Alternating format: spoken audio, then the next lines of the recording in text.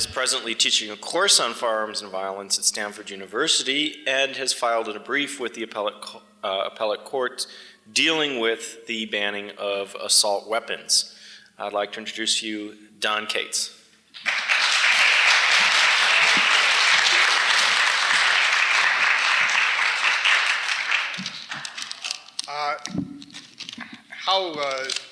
I'm not too used to speaking with these damn things, so if I begin to make terrible noises through this thing or you can't hear or something, please wave a hand and I'll try to be, I could probably do better without it.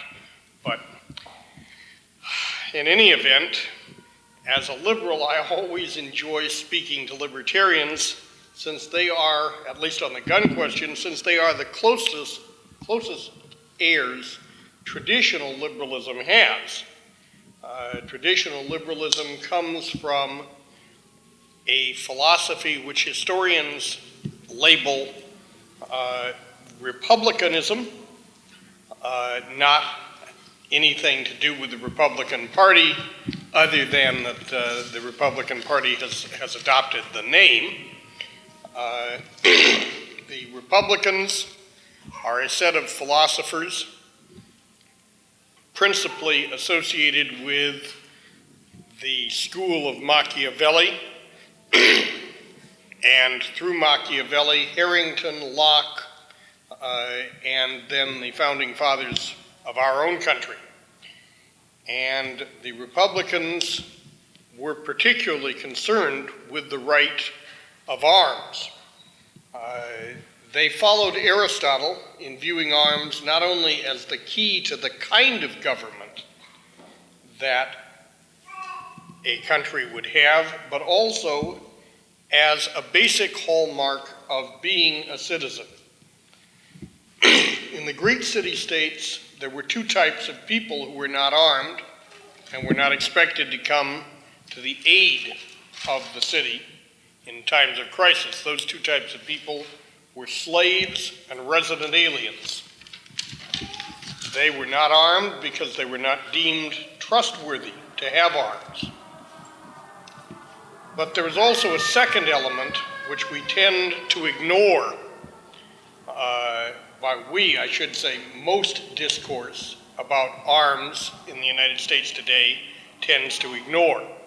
From a philosophical point of view, the discussion of arms in the United States today takes place, or at least when we're talking about a philosophy of government, the discussion of arms takes place in conjunction with the idea of power. An armed citizenry will have enough power to overthrow a tyranny. But that ignores a vital element which the founding fathers saw, which was that people who were unarmed were deemed not to have the virtue required of Republican citizens. Only citizens who were armed to defend themselves and their property had the moral fiber necessary to be good citizens in a republic. And to the founding fathers, the idea that Republican government was in danger, the idea was that Republican government was a very perilous enterprise, and it depended first and foremost on the moral fiber of its citizenry. The Militia Concept, which is part of that moral fiber and part as well of a philosophy of power, or a philosophy related to power, the Militia Concept was that you had the basic military component of society was the entire armed citizenry, composed of individuals who had the moral fiber based upon being armed, which also gave them the power to defend themselves and their families and their property from criminals and from the state, and by the same token, they had the moral fiber to join with other citizens like themselves in defending all citizens from tyranny, whether it be external or internal, and also from criminal misconduct, which was viewed as yet another form of lawlessness. Because to the Founding Fathers, and indeed to everyone, 200 years ago, the most elemental and basic philosophical right was the right of self-defense. And we find that right used again and again in the works of the various Republican philosophers, principally or most notably John Locke, whose basis for the idea of overthrowing kings, the right of the public, the right of the people to overthrow an unjust ruler, a philosophical view he championed and of course was highly controversial in his time for doing so. Self-defense was the basis of that view.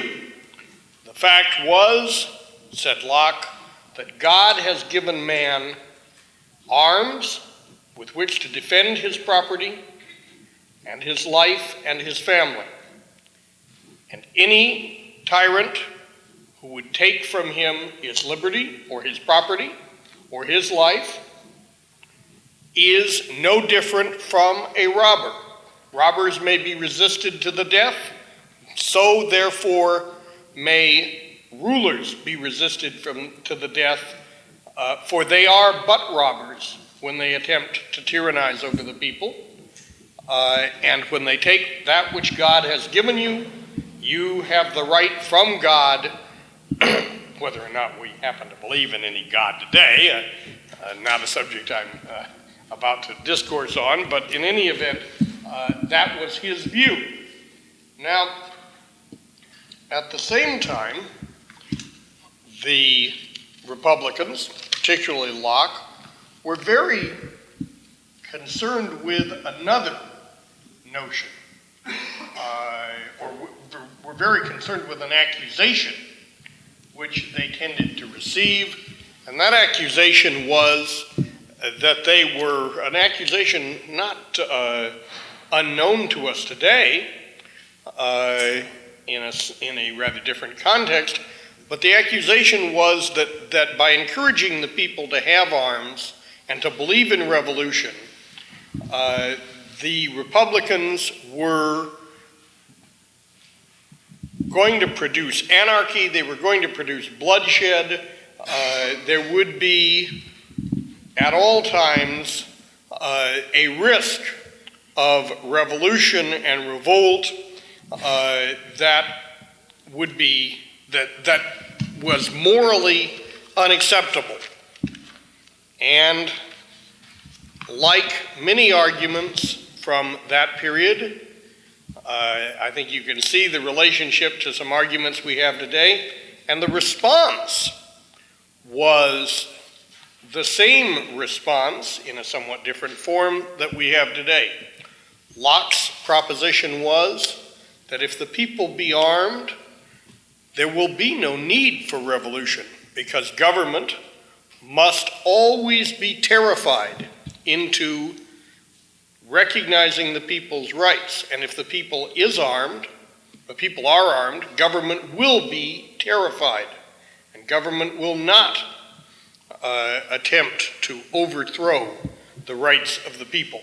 Whereas if the people are not armed, government, which is inherently tyrannous, will progress further and further and further, or regress, if you will, toward destroying the rights of the people, that eventually the unarmed people will rise, and then you will have a war of extermination which will produce far more bloodshed than any temporary, and indeed Locke would have said quite unlikely, revolutionary outburst that might be occasioned from the people being armed, because, again, if the people are armed, they need not fear government.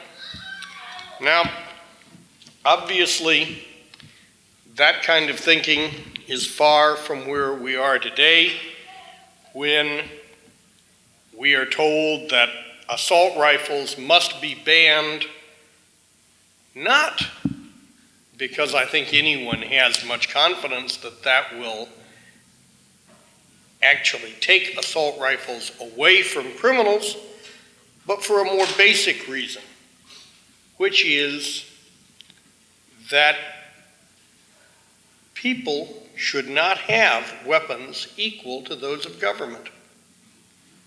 That is, I believe, the most basic, the common sense basis, and I use the word common sense in quotes, for the assault rifle controversy. Modern liberals, I would say pseudo-liberals, have come to see government as the only proper repository of force.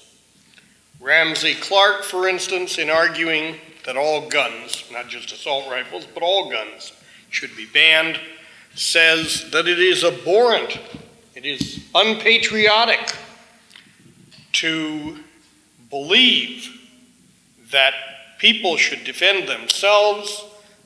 That is the first duty of government, is to defend people, and I'm more or less paraphrasing him literally. If you see a leap here, that is Mr. Clark's fault, it's not mine.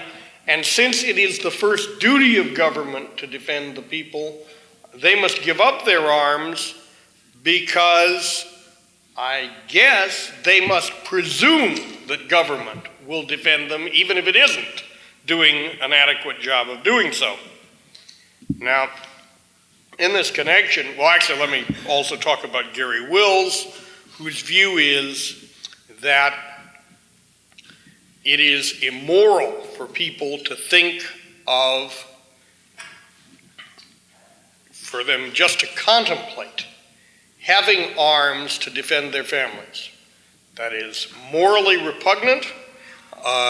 Presumably, what he means is that they should depend on government to defend them, although he has not fully explained his theory, nor why it is. I mean, his theory is expressed basically in a series of epithets you will find in his columns about gun nuts and thinking of how immoral it is for them to be gun nuts, etc. And he certainly hasn't explained what seems to me a difficult proposition, which is that if it's immoral to contemplate having a gun to defend your family, why isn't it immoral to contemplate calling on somebody else with a gun to defend your family?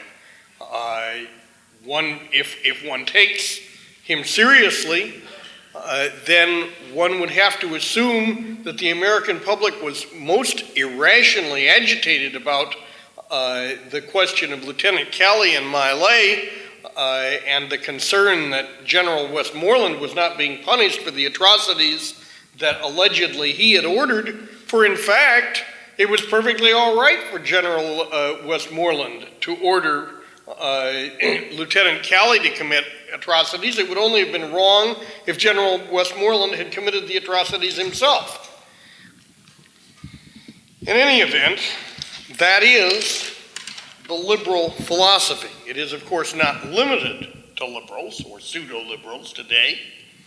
A few years ago, in the same month, I picked up 2 articles from the New York Times, both of which had amazingly similar, well, I don't know that they're amazingly similar. No, maybe only to libertarians would they seem similar. And the New York Times simply quoted them very approvingly, without any suggestion of what seems to me, and I'm sure will seem to libertarians, the difficulty in them. The first was a comment by a deputy director of the FBI that citizens should not have handguns. Only the police should have handguns because the only purpose of a handgun is to kill. Now think about that. only the police should have handguns because the only purpose is to kill.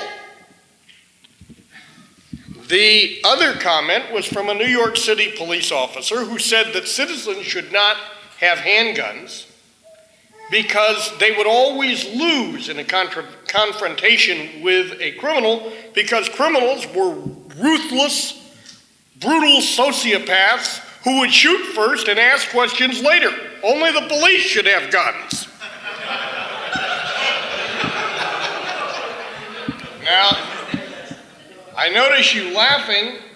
I assure you the New York Times printed those, and I don't think that either of those statements, they printed them. They printed them perfectly straight, and the National Coalition to Ban Handguns has distributed those statements, and I take it that neither the New York Times nor the National Coalition to Ban Handguns had any thought at all like is going through your mind. And that is a rather frightening thing right there. Now, one of the other phenomena which I associate with the pseudo-liberal, or which comes from this phenomenon of which I've been speaking, is that because they are so fundamentally unsettled by the notion of citizens using force to defend themselves, that view,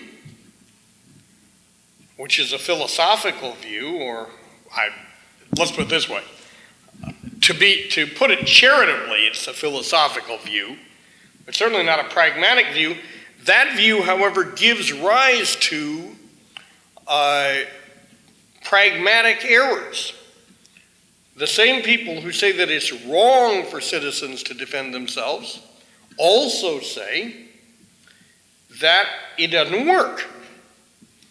Now, we are fortunate that anti-gun organizations are so infused with this view because over the past 10 years, they have sponsored a series of investigations to determine, to show that people can't defend themselves with guns and that people don't. Those investigations consist of polls which they've taken to determine, because there's no other information really elicited about the extent to which people defend themselves. We have extensive information about how people use guns to commit crimes, or how criminals do that, but not any information of how we have of how many citizens defend themselves against crime. Well, these polls, taken at the behest of various anti-gun groups, have remedied that information deficit. And Professor Kleck, who is the single most important social scientist working in this area today, published an article last year which dealt with the information from those polls. And based on those polls, he has determined, number one, that good citizens with guns use them more frequently to defeat crime than criminals use guns to commit crime. Handguns are used approximately 645,000 times a year by good citizens to defeat crime, while they are only used by criminals committing crime approximately 580,000 times a year. Now, the second question that he inquired into was the issue of injury. And here he used a different sample. Incidentally, on the verifying the fact of the use of handguns to prevent crime, a recent federal survey of 2,000 prisoners in state prisons across the United States found that they were more afraid of good citizens with handguns than they were afraid of the police.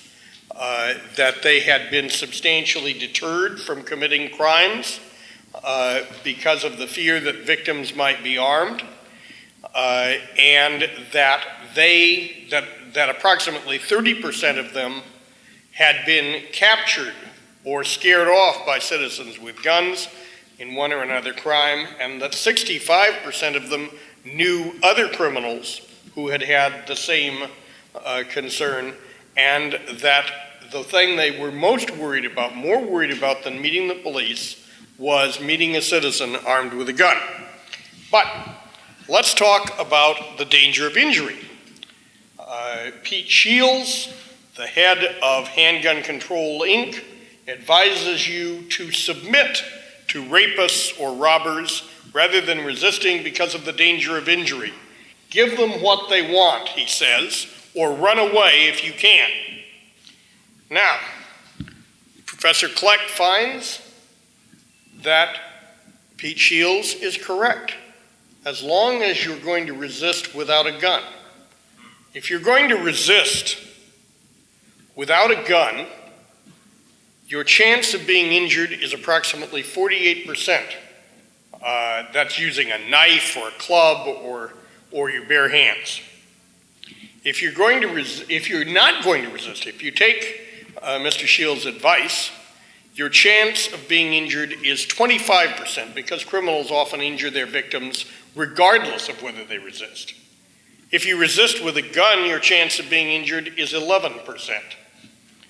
Now, that's a rather impressive statistic and well worth thinking about.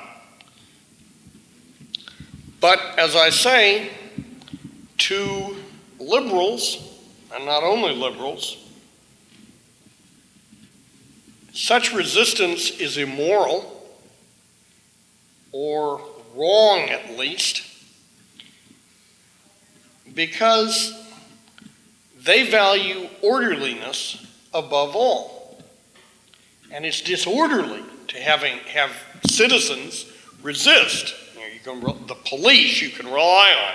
Interesting, since they don't have much respect for the police in any other context. But the only people who should have guns are the police.